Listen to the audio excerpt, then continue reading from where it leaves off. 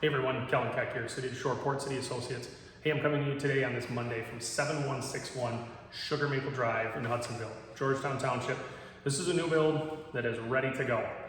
It's completely done, beautiful house, upgraded kitchen, stainless steel appliance package, walk-in pantry back there, nice main floor, primary suite, main floor laundry, and we just had a really nice landscaping package installed. So includes the hardscapes, irrigation, includes a drain tile for the gutters, layer of topsoil. So really a nice setup. It's ready to go. The grass is starting to come in pretty nicely here. So I want to do this video today talking about land contracts. So that's probably a term you really haven't heard much, I'd imagine, over the last couple of years. As interest rates though have gone up over the last 14 months, we're starting to see some of these other terms start to get tossed around a little bit more, one of which being a land contract. So if you're asking yourself what's a land contract, don't worry. Land contract is basically just a fancy way for the seller to finance the purchase of the home.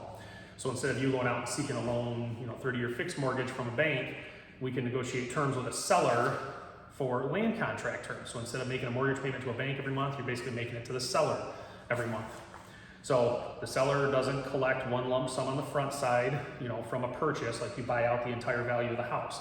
They'll collect the down payment, still cover their own closing costs, but then you have payments being made every month to the seller, and they collect interest on that the same way that a bank collects interest on a mortgage. So there's a benefit to the seller and then a benefit to the buyer. So what's the benefit to the buyer? Well, the benefit is a lot of times in a land contract, especially right now in this market, we're starting to see some of these terms that are very favorable to a buyer because it's coming in less than what you can go get a mortgage for. I mean, right now, if we assume a 30-year mortgage at 15% down at the current market rate, your monthly payment is about $3,400, just underneath that. So we're here, we can work on some land contract terms at $2,750 a month at 6% interest instead of over 7%, and we do it on a 5-year balloon. So you can come in and make payments more than $600 less than what you're gonna make payments on a mortgage for. So what does that balloon mean? Well, typically in a land contract, you set some end terms for when you're gonna buy out of that land contract.